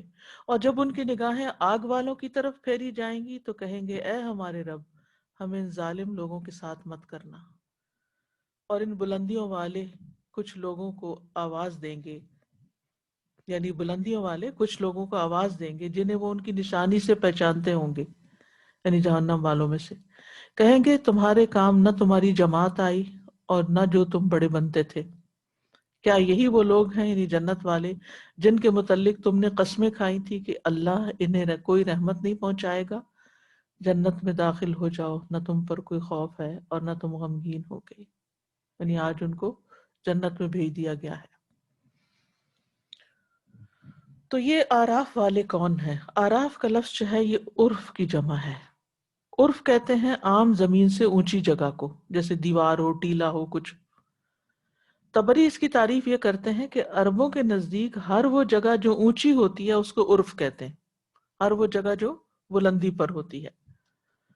مرغ کی کلغی کو عرف کہا جاتا ہے کیونکہ وہ اس کے باقی سارے جسم کی نسبت اوپر ہوتی ہے. اسی طرح عرف الفرس گھوڑے کی گردن کے بال، وہ بھی اونچے اٹھے ہوئے ہوتے ہیں. اور اونچی جگہ کا نام عرف بھی اسی کی طرف لوٹتا ہے کیونکہ اونچی جگہ، بلند جگہ نشیبی اور نیچی جگہ کی نسبت زیادہ پہچانی جاتی. عرف عرف پہچاننے کو کہتے ہیں، وہ تو پہچانی جاتی ہے. اور اصطلاح میں آراف سے مراد وہ پردہ، دیوار یا اونچا ٹیلا جنت اور جہنم کے درمیان ایک رکاوٹ ہے جس کو اللہ تعالیٰ قیامت کے دن بنا دے گا. اور آراف میں لوگ، آراف والے لوگ جنت والے اور جہنم والے دونوں گروہوں کو دیکھیں گے اور ان کو ان کی علامات سے پہچانیں گے. یہ جو اس آیت میں آتا ہے وَبَيْنَمَا هُمَا حجاب، یہی آراف ہے.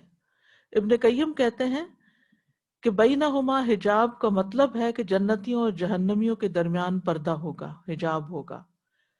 ایک قول یہ ہے کہ یہ ایک دیوار ہوگی جو ان کے درمیان بنائی جائے گی اور اس کا ایک دروازہ ہوگا جس کے اندرونی حصے میں اللہ کی رحمت ہوگی اور اس کے بالمقابل دوسری طرف عذاب ہوگا. اس کا وہ باطنی حصہ جو کہ مومن کے قریب ہوگا بس اس میں رحمت ہوگی، اور اس کا بیرونی حصہ جو کافروں کی طرف ہوگا ان کی طرف عذاب ہوگا. ایک آیت میں آراف کو سور کا نام بھی دیا گیا ہے. سورۃ الحدید میں آتا ہے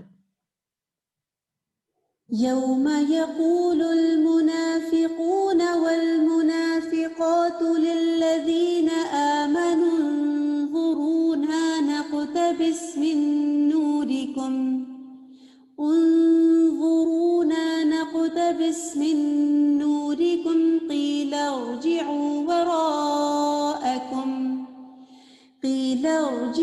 وراءكم فالتمسوا نورا فضرب بينهم بسور له باب باطنه فيه الرحمة وظاهره من قبله العذاب. جس دن منافق مرد اور منافق عورتیں ان لوگوں سے کہیں گے جو ایمان لائے ہمارا انتظار کرو کہ ہم تمہاری روشنی سے کچھ روشنی حاصل کر لیں. کہا جائے گا اپنے پیچھے لوٹ جاؤ، بس کچھ روشنی تلاش کرو. پھر ان کے درمیان ایک دیوار بنا دی جائے گی جس میں ایک دروازہ ہوگا، اس کے اندرونی جانب اس میں رحمت ہوگی اور بیرونی جانب اس کی طرف عذاب ہوگا. حذیفہ اور عبداللہ بن عباس کہتے ہیں کہ یہ وہ لوگ ہوں گے آراف والے جن کی نیکیاں اور برائیاں برابر ہوں گی، بس ان کی برائیاں جنت تک جانے سے ان کو پیچھے کر دیں گی لیکن ان کی نیکیاں ان کو آگ سے بچا کر آگے لے جائیں گی. ان کو وہاں کھڑا کر دیا جائے گا یہاں تک کہ اللہ ان کے بارے میں جو چاہے گا فیصلہ کرے گا. پھر اللہ تعالیٰ آخر میں ان کو اپنی رحمت کے ساتھ جنت میں داخل کر دے گا، لیکن وہ ایک لانگ ویٹنگ پیریڈ میں ہوں گے. ابن مسعود کہتے ہیں کہ جس کی نیکیاں اور برائیاں برابر ہوں گی وہ آراف والوں میں سے ہوگا. اور یعرفون کلم بسیماہم کا مطلب ہے کہ جنتیوں کے چہرے سفید اور نورانی ہوں گے اور جہنمیوں کے کالے، یا امت محمد صلی اللہ علیہ وسلم کے وضو کے اعضاء جو چمک رہے ہوں گے. وہم یطمعون کا معنی ہے وہ جنت میں جانے کی امید رکھتے ہوں گے، یعنی ابھی گئے نہیں لیکن ان کو اللہ سے اچھی امید ہوگی. اپنے حساب کتاب کی وجہ سے وہ ابھی انتظار میں ہوں گے. تو آراف والے وہاں کھڑے ہو کر دونوں کو پہچانیں گے اور ان جنت والوں کو سلام بھی کریں گے. اور जहन्नम वालों को देखकर उससे बचने की दुआ भी करेंगे। और ये सबसे आखिर में जन्नत में जाएंगे, यानी जब मेजर क्राउड चला जाएगा। इसके बाद फिर वो जो जहन्नम में गिरे हुए लोग हैं वो शफाअत से निकल के फिर जाएंगे। एक बात याद रखिए कि जो तो जहन्नमी जहन्नम के दरवाजों से दाखिल होंगे वो उसमें हमेशा रहेंगे। जहन्नम के दरवाजों से जो गए अंदर वो नहीं निकल पाएंगे। लेकिन जो मुसलमान ऊपर से पुल सिरात पर से गिरेंगे वो जहन्नम की ऊपर वाली सतह पर होंगे, और उनमें से हर एक को उसके अमल के मुताबिक, किसी को गर्म लू मिलेगी, किसी को आग होगी, कोई आग में पक के ऐसे कोयला हो जाएगा और फिर उसको नहर हयात में डाला जाएगा। अल्लाह आलम कि किसके ऊपर क्या गुजरती है, लेकिन ये कि वो जहन्नम की गहराइयों में नहीं जाएंगे। गहराइयों में कौन जाएगा? मुनाफिकीन जाएंगे और दूसरे कुफार होंगे, फिर उसके और मुशरिकीन वगैरह होंगे। लेकिन सबसे ऊपर ऊपर जो सिरात क्रॉस करते हुए गिरेंगे वो फिर निकाल लिए जाएंगे, फिर शफात से निकाले जाएंगे, फिर अल्लाह ताला के उतका होंगे। और इस तरह उनमें से आखिरी शख्स भी, जिसका हम पीछे तफसील से पढ़ चुके हैं कि किस तरह वो आहिस्ता आहिस्ता जन्नत तक पहुंच जाएगा और उसमें दाखिल हो जाएगा। तो ये है आराफ वालों का हाल कि वो बाकी जन्नत वालों की निस्बत बाद में अंदर जाएंगे। हम सबको जन्नत के हुसूल के लिए काम भी करने चाहिए, अल्लाह को राजी भी करना चाहिए और दुआएं भी करनी चाहिए। अल्लाहुम्मा इन्नी अस्अलुकल जन्नत व अऊज़ु बिका मिनन नार। अल्लाहुम्मा इन्नी अस्अलुका जन्नतल फिरदौसिल आला। रब्बि इब्नि ली इंदका बैतन फिल जन्ना। अल्लाहुम्मा अदखिलनल जन्ना, अल्लाहुम्मा अदखिलनल जन्ना, अल्लाहुम्मा अदखिलनल जन्ना। अल्लाहुम्मा इन्नी अस्अलुका ईमानन ला यरतद्दु व नईमन ला यनफदु व मुराफक़त मुहम्मदिन फी आला जन्नतिल खुल्द। ऐ अल्लाह, मैं आपसे ऐसे ईमान का सवाल करता हूँ जिसमें कभी इर्तिदाद ना आए, ऐसी नेमतों का सवाल करता हूँ जो कभी ख़त्म ना हो, और हमेशा की जन्नत के बुलंद हिस्से में मोहम्मद सल्लल्लाहु अलैहि वसल्लम की रफ़ाकत का सवाल करता हूँ। अल्लाहुम्मा इन्नी अस्अलुकल जन्नत व मा क़र्रब इलैहा मिन क़ौलिन औ अमल व अऊज़ु बिका मिनन नारि व मा क़र्रब इलैहा मिन क़ौलिन औ अमल। ऐ अल्लाह, मैं तुझसे जन्नत का सवाल करता हूँ और हर उस कौल और अमल की तौफीक का सवाल करता हूँ जो उससे करीब करे, और मैं जहन्नम से तेरी पनाह में आता हूँ और हर उस कौल और अमल से पनाह मांगता हूँ जो जहन्नम से करीब करे। अल्लाहुम्मा क़सिम लना मिन खशियतिका मा यहूलु बैनना व बैन मआसीका व मिन ताअतिका मा तुबल्लिगुना बिही जन्नतक व मिन ताअतिका मा तुबल्लिगुना बिही जन्नतक व मिनल यकीनि मा तुहव्विनु बिही अलैना मुसीबातिद दुनिया व मत्तेना बिअस्माइना व अबसारिना व कुव्वतिना मा अहयैतना वजअलहुल वारिस मिन्ना वजअल सअरना अला मन ज़लमना वंसुरना अला मन आदाना वला तजअल मुसीबतना फी दीनिना वला तजअल दुनिया अकबर हम्मिना वला मबलग इल्मिना वला तुसल्लित अलैना मन ला यरहमुना वला तुसल्लित अलैना मन ला यरहमुना।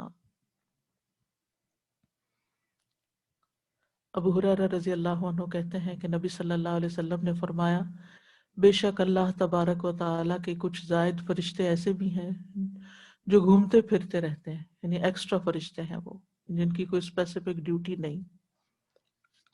वो जिक्र की मजालिस को तलाश करते हैं। जब वो ऐसी मजलिस को पा लेते हैं जिसमें जिक्र हो तो उनके साथ बैठ जाते हैं, बस जब वो जुदा होते हैं वो उड़ जाते हैं, यानी जब लोग डिस्पर्स होते हैं तो फरिश्ते भी उड़ जाते हैं और आसमान की तरफ चढ़ते हैं।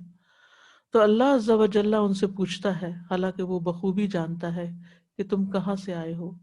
वो अर्ज करते हैं, हम जमीन में तेरे बंदों के पास से आए हैं जो तेरी तस्बीह, तकबीर, तहलील और तारीफ और तुझसे सवाल करने में मशगूल थे। اللہ فرماتا ہے وہ مجھ سے کیا سوال کر رہے تھے؟ وہ عرض کرتے ہیں وہ تجھ سے تیری جنت کا سوال کر رہے تھے۔ اللہ تعالیٰ فرماتا ہے کیا انہوں نے میری جنت کو دیکھا ہے؟ وہ عرض کرتے ہیں نہیں ہے رب۔ اللہ تعالیٰ فرماتا ہے اگر وہ میری جنت کو دیکھ لیتے تو ان کی کیا کیفیت ہوتی؟ وہ عرض کرتے ہیں اور وہ تجھ سے پناہ بھی مانگ رہے تھے۔ اللہ تعالیٰ فرماتا ہے وہ مجھ سے کس چیز کی پناہ مانگ رہے تھے؟ فرشتے عرض کرتے ہیں اے رب تیری جہنم سے۔ اللہ تعالیٰ فرماتا ہے کیا انہوں نے میری جہنم کو دیکھا ہے؟ وہ عرض کرتے ہیں نہیں۔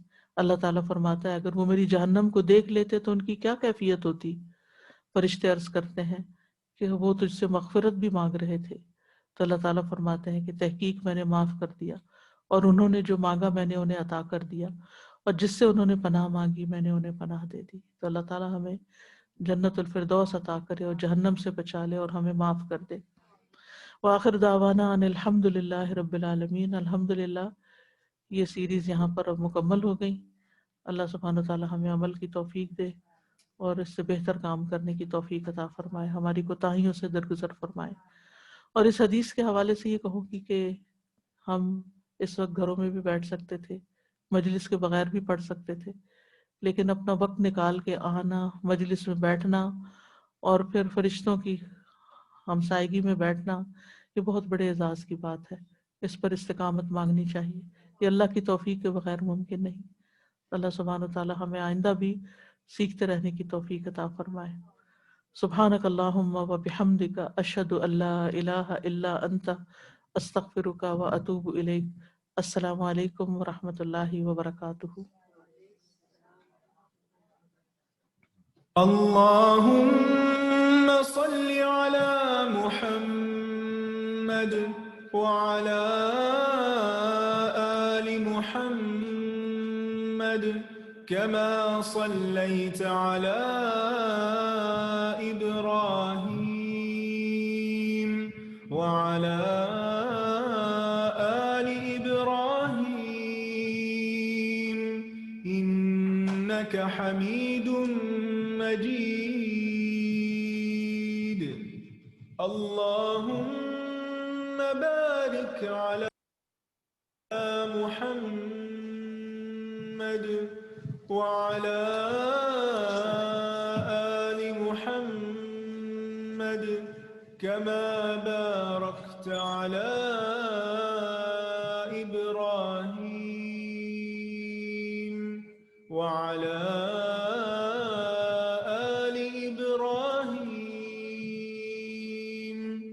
إنك حميد مجيد۔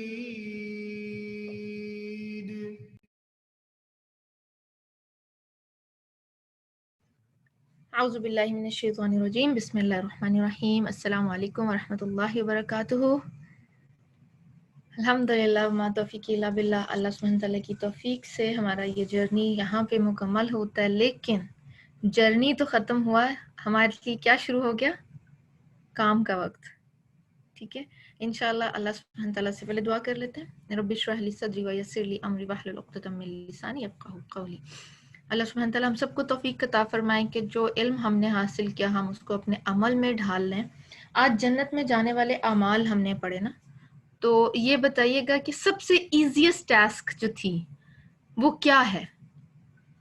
آج کے جو ہم نے جتنے اعمال پڑھے ہیں اس میں یہ ہوتا ہے نا، ہاں یہ بہت ایزی ہے، یہ میں ایزیلی کر سکتی ہوں۔ نماز کے بعد آیت الکرسی، نماز کے بعد کی تسبیحات، یہ ایزیسٹ تھنگ ہیں جو ہم ایزیلی کر سکتے ہیں۔ پھر ہر وقت اللہ کا ذکر کرتے رہنا، یہ بھی ہم کر سکتے ہیں آسانی سے، اٹھتے بیٹھتے چلتے پھرتے۔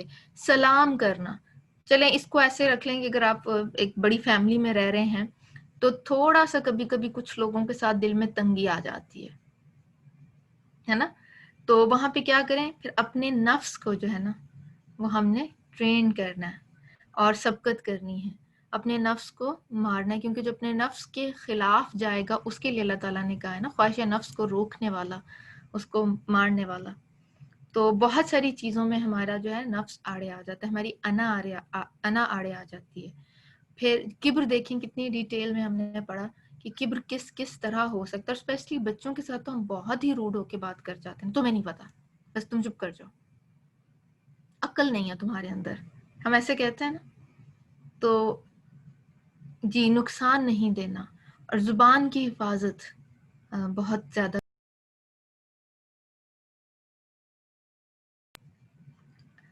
اللہ سبحانہ تعالیٰ ہمیں توفیق دیں کہ ہم ان کاموں کو کر سکیں اور اپنی ہم دیکھیں دنیا میں ہم بہت زیادہ پرسنل گرومنگ کے بہت سارے لوگوں کو شوق ہوتا ہے نا, تو پرسنل گرومنگ کے کورسز کرتے رہتے ہیں, کیسے بیٹھنا ہے, کیسے ایٹیکیٹس کی کلاس ہوتی ہے باقاعدہ, کھانے کے آداب کیا ہیں, کسی پارٹی میں جانا ہے تو اس کے آداب کیا ہیں. تو یہ ہماری ایک گرومنگ کلاس آپ کہہ سکتے ہیں, جس میں ہمیں اپنے آپ کو پرسنلی گروم کرنا ہے. کس لیول پہ؟ اللہ سبحانہ تعالیٰ کی نظروں میں جچنے کے لیول پہ, کہ ہم اللہ تعالیٰ کی نظروں میں آ جائیں. ایک خوبصورت سی جو ہے دعا ہے, مجھے پرسنلی یہ دعا جو ہے نا بہت اچھی لگتی ہے, میں آپ سے شیئر کرتی ہوں. ترجمہ ہی پڑھوں گی اس کا, اور اسی کے بعد ساتھ ہی ہم اپنا جو ہے یہ سیشن کنکلیوڈ کریں گے اور پھر اسٹار اسٹوڈنٹس کو اناؤنس کریں گے. اے اللہ اپنی محبت کو میرے لیے ہر چیز کی محبت سے بڑھا دے, مجھ میں اپنا خوف ہر چیز کے خوف سے زیادہ کر دے, دنیا کی ہر طلب پر اپنی ملاقات کا شوق غالب کر دے, اور جب تو دنیا والوں کو ان کی دنیا سے ٹھنڈک دے تو میری آنکھوں کی ٹھنڈک کو اپنی عبادت میں رکھ دے. آمین. چلیں جی, اب ہم اسٹار اسٹوڈنٹس جو ہیں ان کو اناؤنس کرتے ہیں. ماشاءاللہ بارک اللہ, پورے کورس میں بہت زیادہ موٹیویشن رہی, آپ لوگ بہت ایکٹیولی. رانا باجی ہماری کچھ ہیلپ کر سکتی ہیں اس میں, اگر وہ آپ کو دکھا دیں تو. ادروائز پھر یہ ہے کہ ہم گروپ میں اس کو پوسٹ کر دیں گے, ٹھیک ہے؟ آپ ٹیلی گرام گروپ میں تو ہے نا, تو اس میں آپ کو پوسٹ کر دیں گے. تو اسٹار اسٹوڈنٹس دیکھتے ہیں ہمارے جو ہیں تھرو آؤٹ, وہ سابقون الاولون. تو ان کو دیکھ کے کیا ذہن میں آتا ہے؟ 98 اینڈ 100% والے جو ہیں, سسٹر ہما سمی ہیں, عظما منیر, ارمان ساری, رفت صدیقی, کلثوم عثمان اینڈ ناہید شعیب ہیں, جن کے 98 to 100% ہیں. اللہ سبحانہ تعالیٰ ہمیں جو ہے لیسن نمبر 36-37 کے یہ اسٹار اسٹوڈنٹس تھے.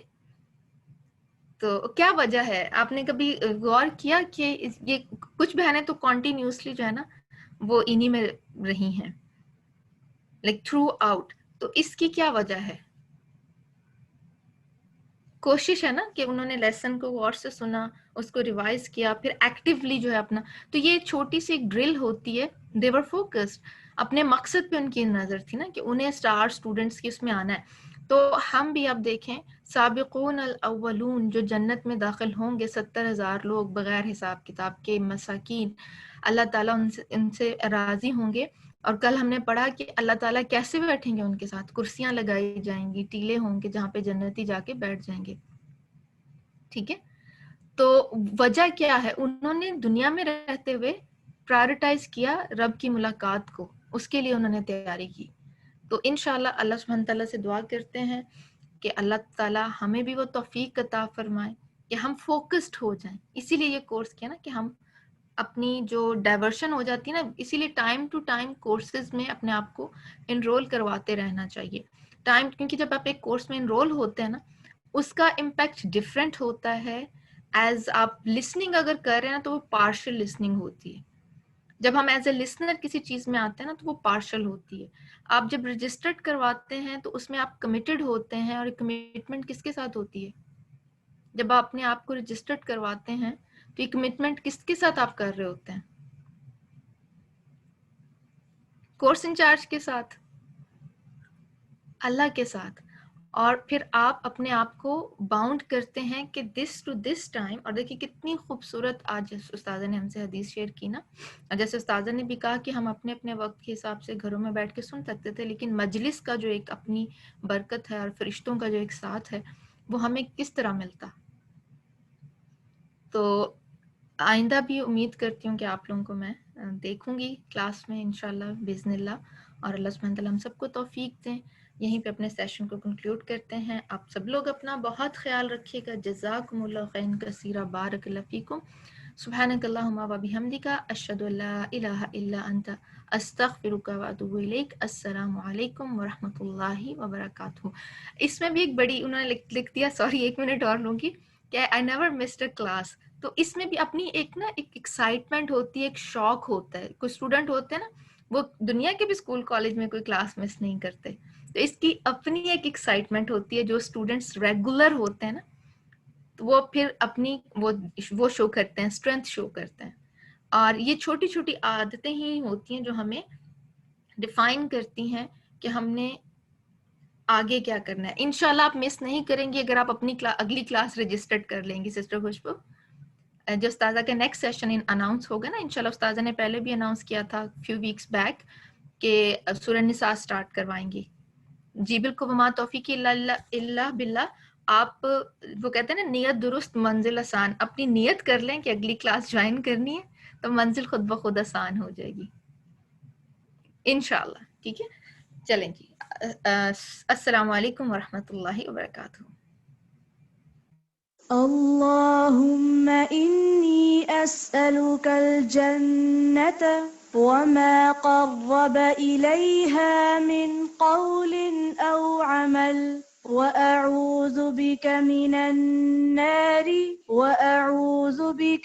النار وما قرب إليها من قول أو عمل وأسألك أن تجعل كل قضاء قضيته لي خيرا.